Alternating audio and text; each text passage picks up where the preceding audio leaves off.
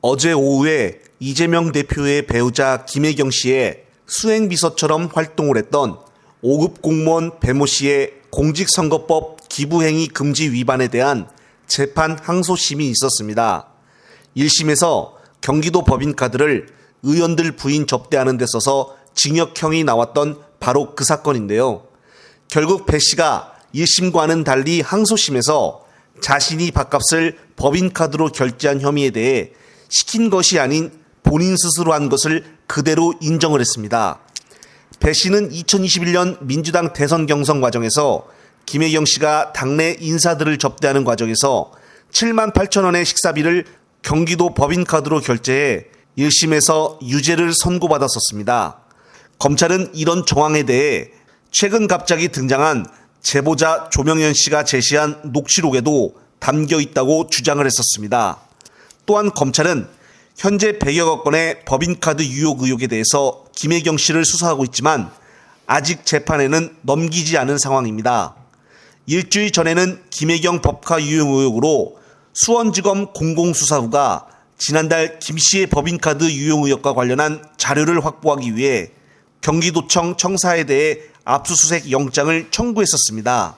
그러나 수원지법은 여기에 대한 영장을 기각했습니다.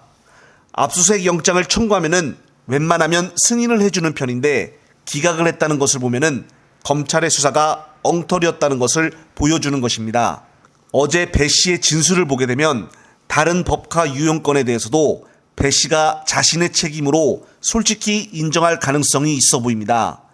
이재명 대표 부부는 그동안 법인카드 문제는 아랫사람이 저지른 일이고 법적으로 면책될 수 있는 관리 책임만 인정한 바가 있었습니다.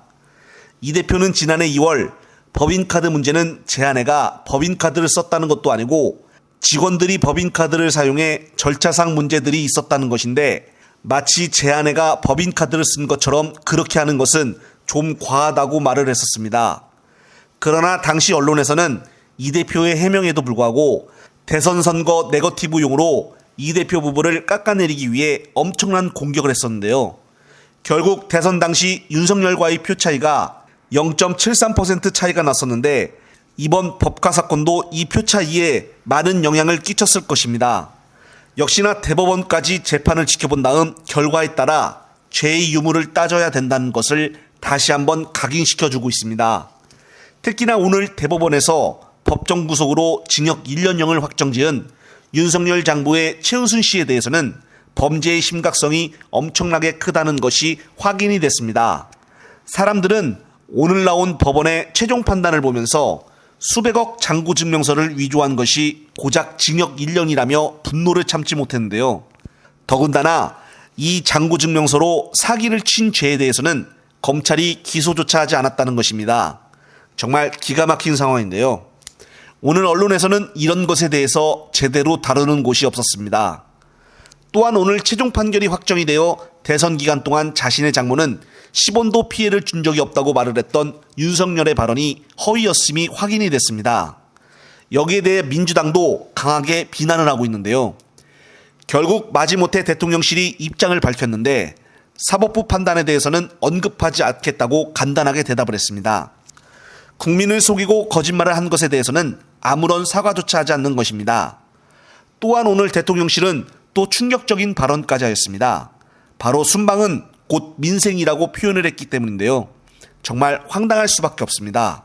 그렇다면 계속적으로 해외 순방을 더 할 것이라는 말인가요?